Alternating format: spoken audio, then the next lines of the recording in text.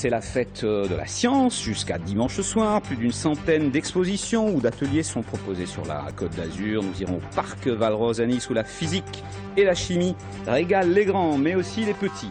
Et puis les idées. C'est la fête de la science jusqu'à dimanche soir. Direction maintenant le parc de Valrose à Nice où on trouve une initiation finalement à la physique et à la chimie. Reportage de Pascal Barnier et donc d'Éric Jacquet.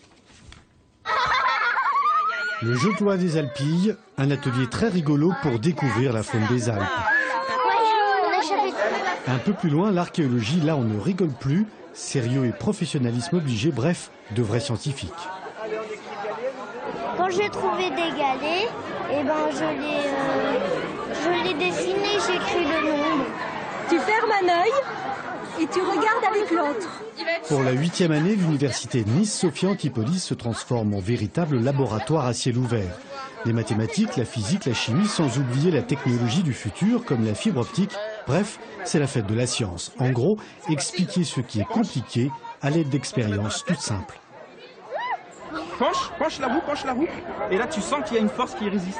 Quand la roue, on la met droite ou comme ça, elle aime bien son comportement, et puis quand on la penche, ça inverse le rôle. Donc en fait, elle aime pas, donc elle aimerait bien remonter, elle met de la force.